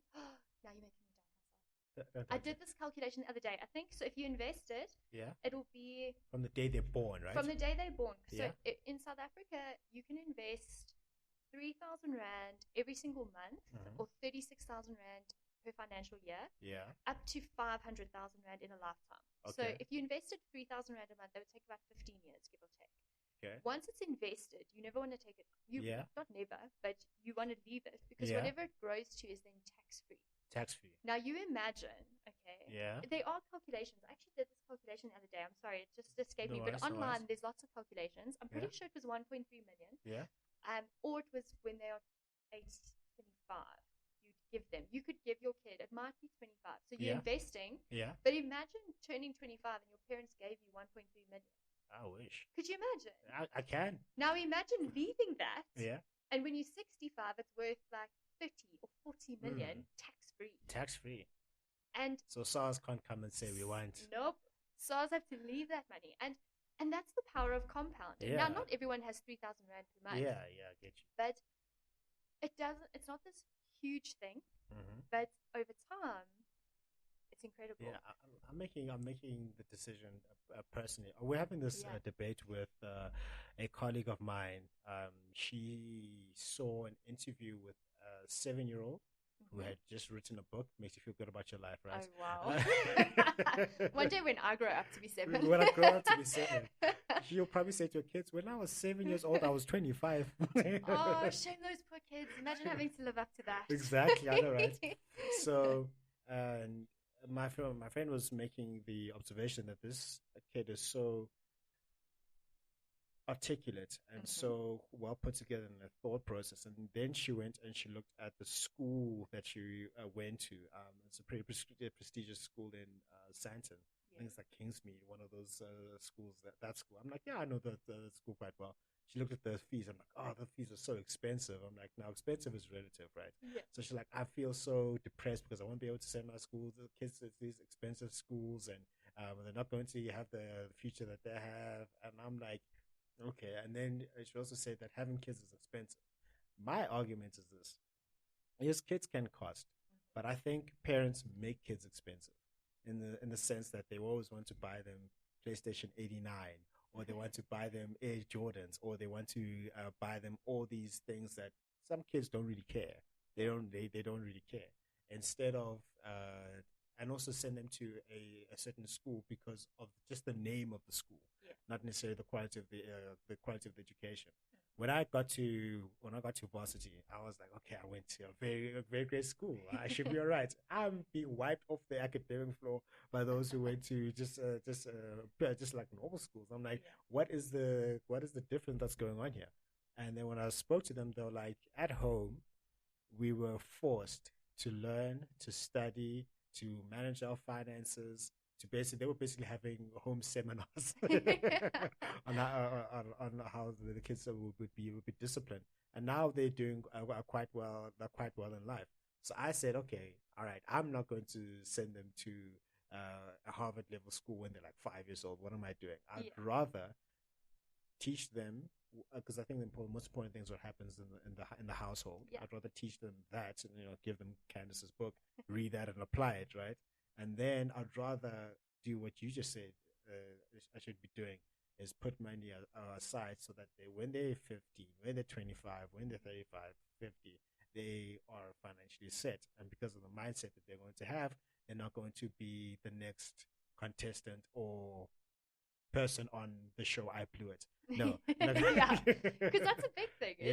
If they didn't work for it either, then it's the whole thing, well, did it come too easy? Because you and I know when you've worked for something, you value it a lot more. The harder you work, the harder it is for you to surrender. Yeah. But like you say, you can teach them the mindset so that if they do now get all this money, they know what to do with it. So you can, and that's important. Education comes from all different places. Yeah. So what is some of the things that you invest in? You yourself, person. Me, myself. So I've got a full portfolio. So I invest across a lot of different assets, a lot of shares, and then property. I love property. So Yeah. I've got two properties now they're still going to take time to be paid off. But the nice thing is I'm using debt as leverage to then use OPM, other people's money. Other people's money, yes. To then pay that off. I invest offshore and locally, but a lot more locally because I believe in this country. SARS, go fetch her. She's. Oh no, they knocked on my door earlier this year. Go away. Go away. You know, they're very good at taking your money, but when they had to pay. Oh my goodness, how long does that take? That took, for me, it took like 4 months. Yeah, me too. I'm like, but you guys are so efficient. Yeah, when they need money I'm gonna go complain to them. It's my right as a South African citizen. It's my constitutional right. I don't know where it is in the Constitution, but it's probably there. Yeah, it's in the fine print. This the bottom. Is the fine print. Yeah. So I have a financial advisor, an independent financial advisor, because I actually started investing when I was 15. What's an independent financial advisor? So they're not linked to any company like an Old Mutual or a Discovery. Yeah. They are independent of that. So they will look for the best product for me across those. So when I started investing when I was 15, I went through a company, like an affiliated company. And then as I grew my financial knowledge, I realized that it's not always the best option because they only try and sell you their products. And I mean, some of their products are great. But so now I've got an independent financial advisor who will look across and then helps me to invest because I still don't know enough in the sense of I'm still learning about a lot of those things. So I do invest my own money as well. I play a lot on easy equities. Yeah, EE. EE, I love Shout easy out equities. to Mr. Charles Savage. I need to get him on the show, actually. You really should. Actually, I haven't spoken to him in a while. Easy equities is awesome. Yeah. So while I was building my knowledge, I invest and now I'm doing stuff for myself, but I've got an advisor who helped me take out my first retirement policy at 15. Yeah, 15. At 15, I got my first job coaching netball, and my mom was like, "You are going to save some of this money." Yeah, that's amazing. And I started investing there, and I was like, "Oh, I mean, I still can't touch that money. If I die a day before I turn 55, I'm gonna be so upset." Well, if that happens, I'll be there. I'll be like, so. There we go. Where is her will? I saw Where is her will? She signed it at the podcast. She signed it up for me. Yes. Yeah. Yeah. So the financial advisors helped me, and I understand a lot about what I'm invested in. And I've got some commodities. I've played with crypto. So I do have some Bitcoin and Ethereum and USD coin. I'm sure you wanted to kill someone at the beginning of this year. So, I mean, the nice thing for me is it's that sort of experimental. Oh, okay. So it's sort of, I put a little bit of money there to see what happens. Some of us put our money there. Oh, no. Portfolio. I get you. I get the portfolio part. It's been very profitable for me. In my defense, because I started in that era around 2015 because I always love like anything that's got to do with digital. I think that is the future. Well, that's always been my mindset. So then got together with a group of mentors and I'm like, okay, Bitcoin, Ethereum, Litecoin, all these things, future of money. Are you in or out? I'm like, okay, fine, I'm in. One of the biggest mistakes I made was taking out some of it before it really appreciated in value. So I'm still kicking myself there. I'm like, man, I could be on a yacht. Not really, but you know what I mean? But so then hard knocks. Yeah, hard knocks. But then I think at the end of this year, I think I'm going to diversify, just to make things safe. After beginning of this year, I'm like, let me diversify. Yeah. And where are you diversifying to? What are you interested in? I'm interested again in property. So I made a deal with myself that when I released the third book, because I invested quite a lot in the books and traveling. You've seen I went to Tony Robbins seminars. So jealous. Those things, don't be jealous until you see the bill. But the experience. No, the experience. The experience that cost quite a sum. I invested quite a sum there, and so I keep on investing in knowledge assets like this, the podcasts, the seminars, the books, the courses. See what works and what doesn't work. That's where my investment portfolio is in personal development. When the third book is finished, that's when I'm like, right, now it's time for me to go into property and really think about how I'm going to make it work there. Fortunately, I met someone 5 years ago. He used to run a big property company in Dubai. He used to make like $330 million a year. Hey? I'm like, wow. But he left because it was too stressful. You can imagine that being stressful.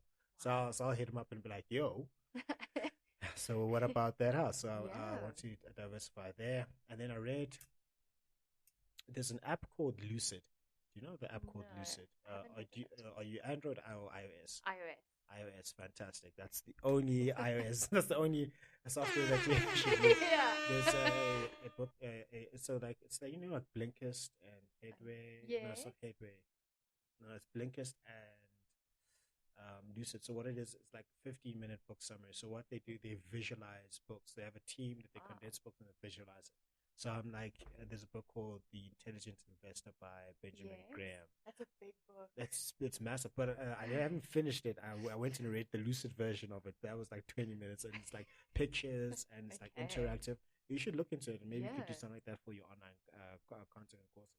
That sounds awesome. And I Thank said, you. when you invest in a company, you should invest for value because people have, even following your advice, they can go and make a poor judgment call and say, I'm going to invest in this company. And, they'll say it's worth $9 billion, but it was actually worth one. Yeah. Or because people speculated that it's worth nine, but Yes. it's actually worth one. So they say you invest for value. So for me, Yeah. it's like the S&P, Satrix, the Yeah. JSC, property, and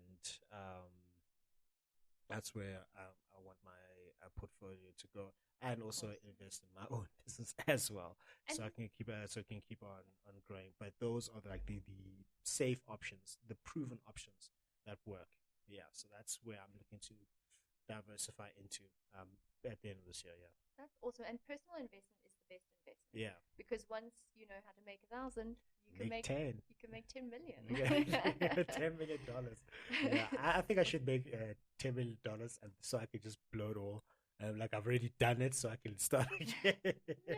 I don't know what this compulsion is. Can it save me from myself? You've got to go listen to a podcast with Grant Cardone. Is it Grant Cardone Cardone. Or Cardone. Yeah, he yeah, is he's awesome. he's crazy. Some of the stuff he says, that I go a little, whoa, I don't know. That like challenges me in new ways. But I mean, Yeah, he that's wants that sort of thinking. 10x. He was like a Yes. 10x thinker. Yeah. Yeah, he dumps all his cash at the end of every financial year, so that he actually starts the year with no cash. So then he has to work Exactly. because there's no cash. Yeah, he's crazy. Yeah. He's definitely crazy. Yeah, so we're at the point of the show now where you get to ask me questions. So you are the Okay. host, so you get to ask me questions, things that you want to know about, the things that I'm thinking.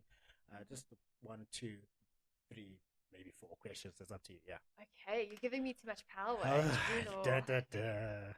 Okay. What is the greatest lesson you have learned, kind of since school or pursuing your dreams of your life? What's the biggest lesson, or what has been the most influential sort of lesson for you? The biggest lesson is that you're right, to me, that I'm right Okay. in trusting my intuition. Yeah. I'm right. So I was actually ruminating over this yesterday, asking myself, what are the things that I regret since I was let's say 7, and I regret having started something that I believed in, and then stopping because maybe my mother didn't approve, or my dad didn't approve, or my sister didn't approve, or a friend didn't approve. But for me, I knew it was the right thing. And times when I really didn't care what they thought, it turned out to be the most rewarding thing. An example of when I was 12, I was very into Dragon Ball Z. Like Okay, cool. Dragon Ball Z, Kamehameha. Vegeta's my favorite character, by the way. Prince of all Saiyans, yes. I started drawing pencil drawings. I started drawing them, and then I got really good at that. And my dad wasn't as approving of it. It's like, why don't you go do something else? Like, what are you spending all these hours doing this for? And then, but I loved it so much that I didn't really care what he thought.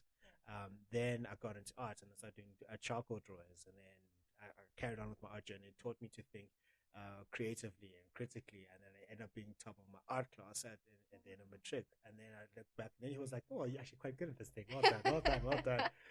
That artistic thought process has carried on through how I put podcasts together, how I manage projects, how I write books, and how I just am creative in my field of endeavors. And I asked myself, what would have happened had I just listened to what my dad said there, or his criticism because of something he didn't understand. Yeah. It's not that he was being mean or mean spirited. That's with pretty much a lot of people who criticize things that you're doing. They don't really understand what it is that you're doing. Yeah. And then I look back at things that I stopped, and I'm like, I shouldn't have actually stopped that, because the things that I really believed in, they're not crazy stuff like, being on drugs or, getting drunk all the time. That's not that Yeah. you stop. Okay? Yeah, that's bad stuff. But I'm talking about like a certain ideas. Yeah. It's like with crypto now. People are like, this thing makes no sense. Had I listened to them, the investment wouldn't be as much as it is right now. Then I'll be kicking myself.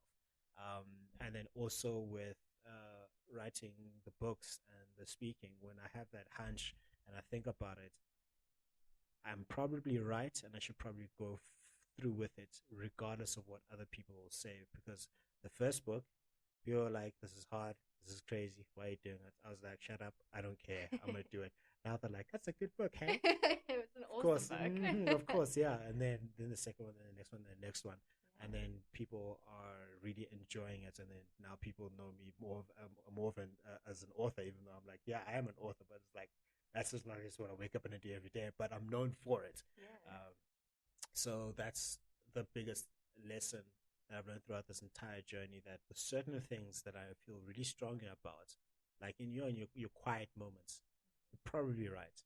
Probably right. Yeah. Yeah. But obviously, like, you find out if it's wrong. But like, if it's wrong, at least find out later on that it's wrong. Not go years and then figure out that you were actually right, but then you stopped yourself. Now you need to start again, and all that time that has been wasted. So I think, and also like I've seen that intuition kick in at work, or with having a conversation with somebody, or when delivering a talk or delivering a presentation. You're probably right to sit and think, maybe I should write about this topic. Maybe I should speak to the person. Maybe I should consult with that. So then I'm at the point now where I'm like, I'm really going to think deeply about the things that I'm doing. And if people don't really get it or understand it, I don't care, because I'm probably going to be right. And this is not me saying I'm right all the time. No, I'm talking about things I've thought deeply about that resonate with my own soul.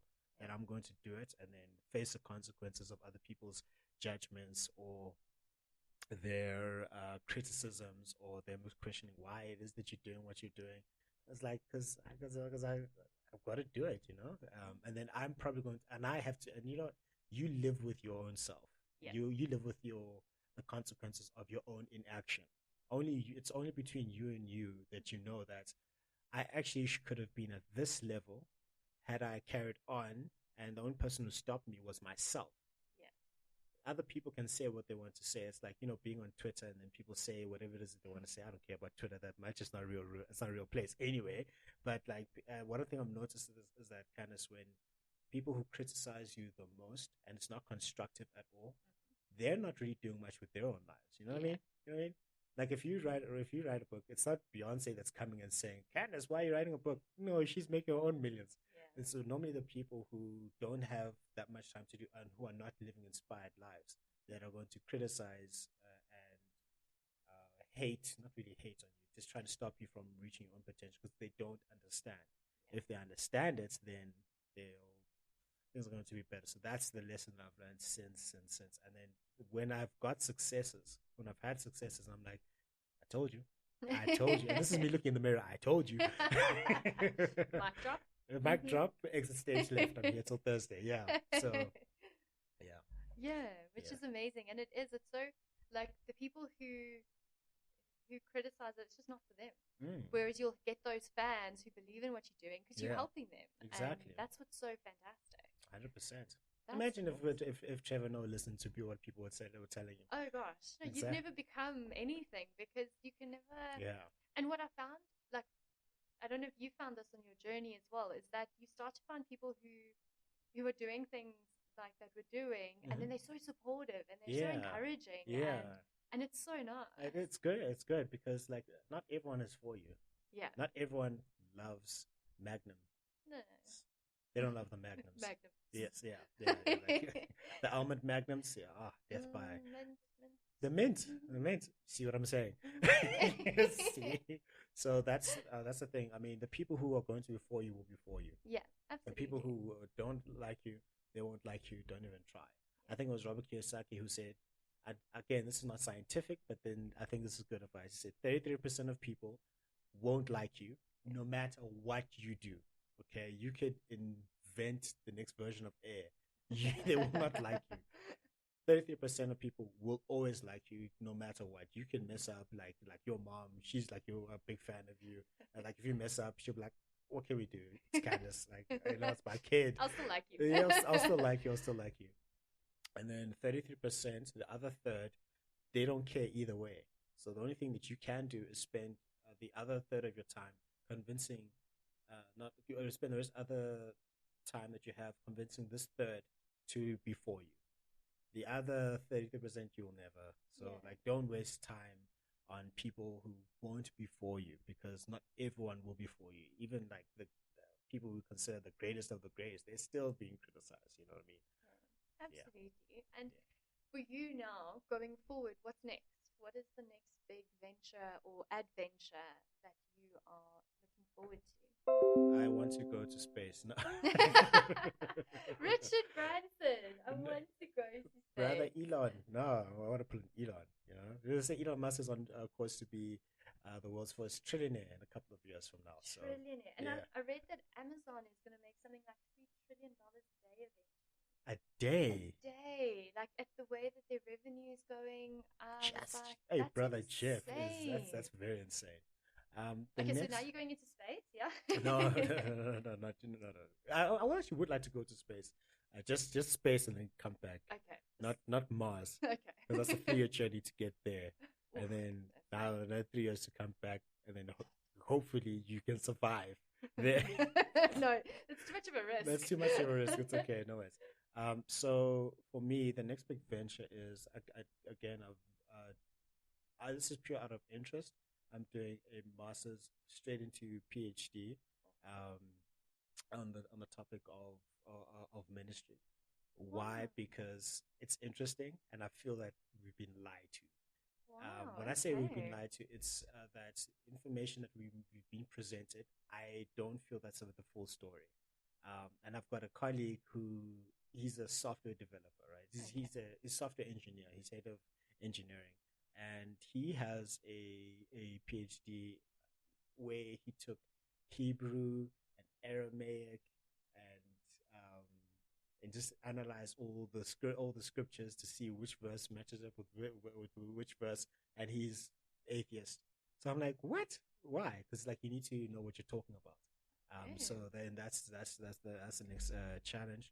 The next one immediately that I can tell you is the third book. So exciting. Father of Man. You know, Wordsworth said child is the father of man, which is a paradox, because how can a child father of man? Because normally it's the father who provides the seed so that the child can be born. Yeah. But what Wordsworth was talking about there is that your childhood experiences, young adult experiences, shape who you are right now. So if you have self-confidence issues, probably can be traced back to when you were young. If you've got stuttering problems, can be traced back to when you were young. If you've got issues with money, probably can be traced back to when you were young. Yeah. So I've been going on a journey of really unpacking my own childhood and my own young adult life to see what has been stopping me and what has been a challenge for me. That must have been interesting. It was traumatic. Yeah. Interesting in like an emotional emotional way, because you become more balanced about life, really.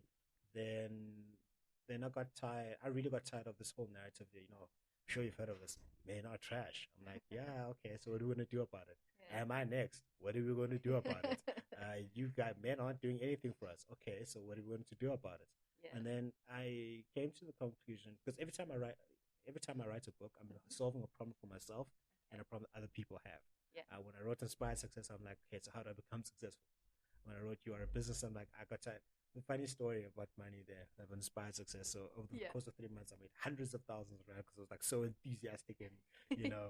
And then I was like, oh, look at all this money. Then somebody asked me, yeah, how much did you make? My dad. Yeah. He asked me, how much did you make? I told him, he's like, oh, wow. Where's my cut? He's like, there is no cut. He's like, where is it? He's like, yeah, I spent it all. He's like, So after that, I said, okay, let me start taking myself seriously as a business. So then I solved that problem, still living that out. So that book gave rise to this podcast and to YouTube because I want to have a bigger vision for myself, right? Then with this one, I'm going to the next stage of my life where I really want to be the best man possible. And I did not know what that was. It's true to God, I didn't know what that was. And then there was an outbreak of gender-based violence. It was training for quite a while. This lady Uyanene was murdered, and it was like trended, and then more stories came up, and then people were like, man, trash. Then I started really thinking. I've been thinking about this since the end of 2019. What is a better man? No such thing as perfect men, but what is a better man? And I've realized that men can be trash and women can be trash. Both of them. I think it's a human condition. Yeah. So the very first part of it, because I always have 5 keys. That's just me. The first part, I go, let's unpack what happened in your child, heal your inner child, because that will start the process of you growing and figuring out what a real man is and all that stuff. So that is the next immediate challenge. I'm looking to finish it by the end of to launch it by the end of September, latest November, and that's going to be the next big challenge for myself. Then I can start investing in property, and then I want to go on like a world tour next year. Just take a sabbatical and just tour the world and go and give lectures and all that. That's what I want to do. That is incredible. I mean, that's so exciting, and this book sounds so needed. I remember reading a quote because I've always been feminist and pro-woman, and there was a quote, and it was like, you don't have to be anti-man to be pro-woman. You don't. We shouldn't 100%. Be pulling each other down. No, we don't. So I can't remember who said that. I do remember the quote though, and I think that's going to be a really interesting and exciting adventure. It's Candice Preston, it's been tough, eh? Like, I'd be writing sometimes and then I'd start crying. Well, not like a professional mourner. No, not like that. I'd start having tears come out. I just need a break, and I had to go sit and think, because unpacking your childhood is stressful. Yeah. It is, and you relive whatever trauma it is that you went through, like deaths in the family, things didn't go the way that you wanted to. Even the time you were so depressed and suicidal because you didn't get that invite. That invite. So you know what I mean? And then also it's a lot of pressure because I'm tightening with ideals. An ideal is something that you work towards that you probably will never reach. Yeah. But it's at least pulling you towards something. So it's been really difficult. And then what made me introspect a lot more was in 2020, my father passed away. And then things came out about him that I'm like, oh, well, now he's humanized. Like he's actually human.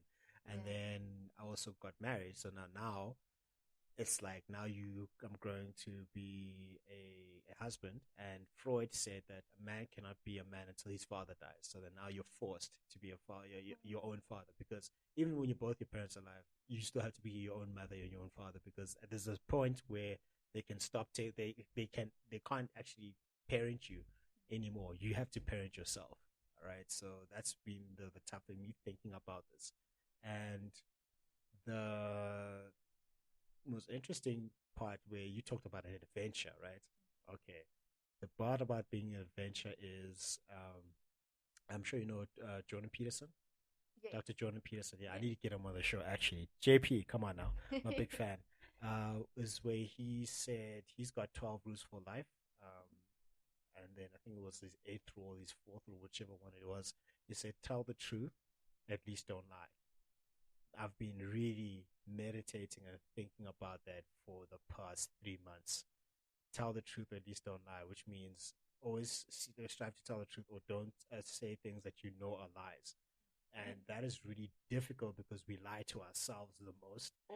All the time. Yes. That invite didn't matter. You're lying. It mattered to you for some reason. Just one chocolate won't hurt. It won't hurt. You lie. One more. And also, like, people are living lies. For example, they'll be studying psychology for 10 years when they're not supposed to be studying psychology. They'll become a musician where they just want to be a painter. And then also people are not unpacked. I really take a deep introspection, and sometimes you believe a lie that you don't tell yourself, but you just were told it, and now you believe it, and now you carry on living it, and now you're telling yourself that lie. And if you build yourself from what the things that you say, and if you tell the truth, you become a wholesome person. But if you lie all the time, you become a lying coward. And a lot of people are lying all the time. I've seen family members lie to themselves, friends lie to themselves, colleagues lie to themselves, businesses lie to themselves. So the toughest, the biggest adventure that I'm striving for is to always tell the truth. If I can't always tell the truth, let me not lie. And that is really, really tough. Do you know how hard it is to not say lies on a daily basis? And I'm not talking about, I'll be back at 6, but then you come back at 8. I'm not talking about that. Yeah. I'm talking about internally with yourself. Do you really believe in yourself? Do you really believe in what you're doing? Do you want to do the work or not? Are you really committed, yes or no? And those are the types of lies that I'm trying to really, really unpack. And then also to really call people out who I think are lying. Because if I see someone living a lie, and I don't say anything, I participate in it because I'm not calling it out. Obviously, if it's my place. If it's not my place, there's nothing to do with me. But then that's really the challenge that I have there. Wow, it's incredible. It's such a good introspective journey to go on. Yeah. And I mean, you can shed so much light, share so much experience with others going through that yourself. Yeah, 100%. I'm like, yeah, guys, you're gonna cry. I was speaking. No, you have to. I was speaking to someone. They were like, I went through some traumatic experiences, and I don't know how to get over it. And I said, have you tried journaling about it? Like, no, like just you don't have to like publish it to the world. No one needs to know. Just journal about it. And this person said, I end up crying when I do. I'm like, you're supposed to. Because you're processing the trauma. And now that I've really taken that journey, I can see other people. I'm like, you're suffering with something. You're suffering with this, suffering with that. And people like to look at, they look to religion and spiritual things to like help them. Maybe if someone prays for me, or if someone gives me this holy oils, maybe if someone gives me this, it will make it all go away. Maybe that stuff will help. However, I don't think it will help you if you don't tell yourself the truth and you just go look at, really unpack. I'm just like really sit and think, actually, maybe I haven't done what I'm supposed to be doing, right? So that's, it's really been transformative and painful.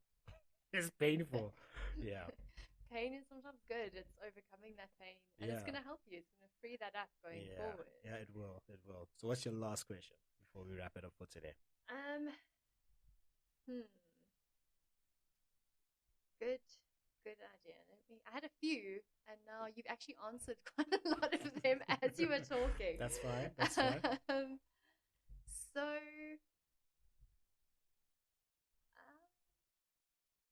what has been one of the best books you've read recently that you just think like everyone should read? Best books that I've read recently that everyone should read. I haven't read yours. I was about to say yours, but let me really think about this one.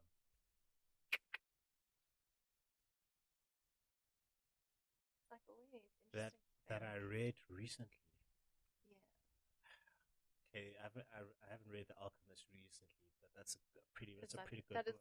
It's a pretty good one. Recently that I started as part of my research for Father of Man is. Yeah, it's the one by Jordan Peterson. 12 Rules for Life. That's where the whole tell yourself the truth, at least don't lie. And the other one that he talks about there is don't compare yourself with others, but rather compare yourself with who you were yesterday. Because you're the only person that has your advantages and disadvantages and your context. because I cannot compare myself with Rafael Nadal. Two totally different eras, two totally different continents, two totally different lifestyles that we're living. He was born and gifted to play tennis. I'm born and gifted to lead and communicate. Two totally different things. And even with people in your space that you find in coaching and mentoring, you can't really compare yourself to them. Also, Gary Vee said, it's very fun. He's come up quite a bit. So he's awesome though. He's awesome. He's come up quite a bit. He also said that he doesn't know who his competitors are. He doesn't even care. He doesn't care. Sometimes you'll hear people like who are coaches and who are speakers. It's like, I'm the best in the world, or this person can't compete with me. I'll beat them. All these things. Like even in boxing, all the trash talking that goes on. Yeah, I'm better. He says, I don't know who my competitors are. I don't care. Nobody is taking my money. Absolutely no one. The only thing that's taking your money, or whatever place it is in this world, is your perception that someone is taking your money. Because I'm just focusing on what I have to do. I'm focusing on my hustle. Yeah, that's scary. Every day. I'm focusing on my hustle, and I don't care. I don't give a fuck. I don't care. I don't care about other people. Because he's just focusing on what he has to do, and that echoes what Jordan Peterson said: is that don't compare yourself with others. Don't compare yourself with who someone else is today. Compare yourself with who you were yesterday, because you're only competing and becoming a better iteration of yourself. So there's a lot of wisdom in the book, and then he came up with a sequel that's Beyond Order. Okay. So those two Jordan Peterson books recently I've read and going through. I'm still going through them. I would say those are fantastic reads. Yeah, that sounds amazing, and I mean it's so valuable to kind of take those, but then to actually use it in your own life. That is where the value is. Yeah, like I'll be reading nowadays, like as authors now, you don't just read everything like now you're like, okay, why did he use the word the? Especially there. Why there and not there? And then you like highlight it, and then you think about it. So the process that I'll take that book and just really think about it and see how it works in my life, and then also I'll take that and then sort of like make sense of it, and then come up with points in the book that I'm writing, and then make sure that I go and apply it and test it. That's why the process, normally it takes me about 2 to 3 years to come up with a book, because I'm getting the ideas done, refining it, and then testing it on myself in my own life. And so that's where the magic is. That's what the magic is. Yeah. So I'm a method writer, if you if you want to call it that. Yeah. Do you have a last question before we write out? We close off? I just love that. Like looking at that book, and I mean, for you, everything you're doing, you love, right? Mm-hmm. I mean, if money wasn't an issue, you'd still be doing this. 100%. Okay, and that's. I mean, that's the thing. You can see it. I mean, in your work, and you just resonate that when you come and speak. Yeah. It's so nice to see that, because to me, that's when you see someone come alive, and that's like the best thing. Yeah, 100%. Yeah, that's why I'm like 50,000 an hour, guys. You can't just that. Now I must leave my house to come to you. You're not gonna pay? No. No, I'm kidding. Yeah. No, that's awesome. When you're loving what you're doing, that's the best. Yeah, it's the best. All right, cool. So no further questions, Joanna? No, nothing that I can think of right now. I bet you I'm going to think about 10 in 10 the car. I'm going to be afterwards. like, I should have asked that. Okay, no, try think of one. So we don't deal with the elements of. What has been the biggest challenge of your married life so far? How have you found being married? Married life? Oh, married life is amazing, because when I'm sad, I know why I'm sad. When I'm happy, I know why I'm happy. When I'm sad, it's because I'm married. When I'm happy, it's because I'm married. Marriage has simplified my life, really. In the case that I'm focusing on one woman. That's it.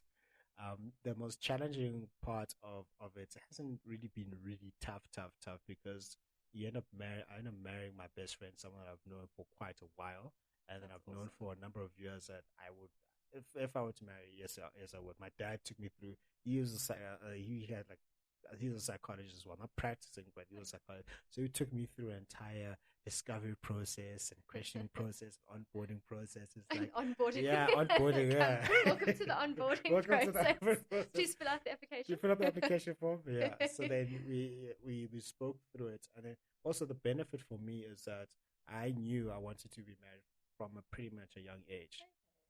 So there was no question there. Do I want to get married or not want to get married? Like no. So then, we married, and I chose my best friend to marry. So it doesn't actually feel like I'm marrying this like monster. I'm like, if it's your best friend, then come on, like it's easier. The biggest challenge has been, I think, managing other people's expectations of how we should manage our own relationship, if makes any sense. Yeah, 'Cause everyone people- loves giving advice. Yeah, loves giving advice, but haven't you been divorced 5 times? That's not the case. Listen to me. Listen to me. Yeah. I think it's people expect to say you should have children now or not have children now, or you should do this and do that and do that and do that. But the thing is, like, I think marriage is a very personal experience. It's only between two people, really. Yeah. And then you've got extended family members will come with their expectations, and then I know one thing I love doing years back, even I still like doing it now. I speak to people who've been divorced and then remarried and then divorced, and people who've just been divorced and people who've never been remarried. So I can understand what is it that happened. So I can pretty much unpack and understand where they found themselves. And one of the causes for people getting divorced is, one, unfair expectations from other people that had nothing to do with the two of you, because it goes back to the entire thing. No one's gonna like you. Well, not no one. Not everyone's going to like you. Yeah. Not everyone's going to like the person you marry. Not her friends may not even like you, but that's not the choice that you're not married to them. Yeah. You're married to the person that you're married to. So the most challenging part is like really just like fending off other people's expectations, and everyone is like, hey, you guys want to kill each other yet? I'm like, what do you mean? What do you mean? That might be your marriage. That's like no. That's a you problem. That's a you problem. That's a you problem. And then because the world has just like different ideas of what it should be, and some people don't believe in marriage, but they're married, and like it's just because it's like. So the most challenging part has nothing to do with the two of us. It's like just like managing what other people think should be happening, and that's no way to live. Yeah. It's a tough one. It's a really tough one. And wait till if you do choose to have children, then you've got a whole nother world of judgment coming from that. Yeah, exactly. Advice but the thing is, what does help, and I say this to everyone because I've been going through a journey of writing father, man, is go to counseling together. Awesome. Yeah, unpack things. Just like really just go to counseling together. People want to kill each other, but because they haven't had a person who is objective and doesn't care. Like we went to see someone who took religion out of it. It was like he just like straight to the point, no BS, and then that was able to be sorted out. So whatever issues we had, we were sorted out, and then just go to the counseling and see how you guys are going to work together. And it depends what you guys agree on, how you guys set your own rules. It's completely between the two of you. So that the challenging part has been warding off other people's unfair expectations, Yeah. Marriage on your terms. It's marriage on my terms, and then say no to people who don't care that you're married. I'm like, oh, you're married? I'm like, yeah. I'm like, yeah, stay away. Doesn't matter. What? The streets are tough, Candice. It's hard. It's tough in the streets, but then like it's a decision that I've made, and I'm really happy with it. It's going to be challenging. It's going to be tough, but I knew what I was like signing up for, 100%. And then my thing is like I don't necessarily believe in divorce unless it's like in extreme circumstances. I believe in death. Not divorce. You're like crime investigation channel episode coming next. But not divorce either, because you need to. Some people are getting divorced and they haven't even tried. Like they haven't tried. Really, like seriously, it's like they haven't tried. That's what I found. So yeah. Oh, okay, that's awesome. Cool. So when you getting married? No, I'm joking. Whenever it is that you want. Peer pressure. Yes, it's real. No. Get to live your life on your own terms. All right, cool. So that has been 1 hour, 47 minutes. Wow, already. Yeah, already. It felt like 5 minutes, right? Absolutely, it's flown past. Yes. All right, cool. So thank you very much, Candice. This has been an awesome conversation. It's always great interacting, engaging with you. And I look forward to getting lost in unlocking your superpowers, keys to achieving success in school and beyond. I think you can just leave another 2 for me, and then I'll sort you out later. I've got a nephew and a niece who need to have these books. Okay. All right. So that has been myself, Jablo James. Guys, remember that success is the progressive realization of a worthy ideal. That means you're going after what you've always wanted to go after because it's aligned with your highest values. And that is the only way for you to live a truly fulfilled and inspired life. Go out there and change the world because you're the only person who can. And I've been here with Candice. We're talking about achieving success in school and beyond. We're talking about a lot more things than that. And yes, she does believe that Michael Jordan is the greatest, so please don't come after her. So thank you very much, Candice. Yeah. Thank you.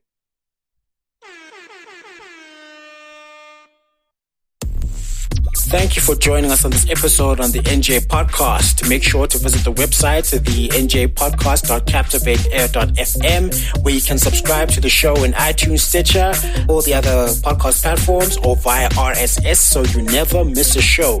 You can also find the video content on the YouTube channel and Instagram page. That will be Njablo James on YouTube and njablo.j.ngosi for Instagram.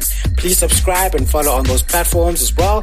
And while you're at it, if you found value in the show, we'd appreciate a rating on the podcast platforms, or if you'd like to tell a friend about the show, that will help us out too. If you'd like more information about published or upcoming books, visit www.njablojames.com for more information. Please reach out if you would like to share what you would like to hear and which guests should be invited to the show.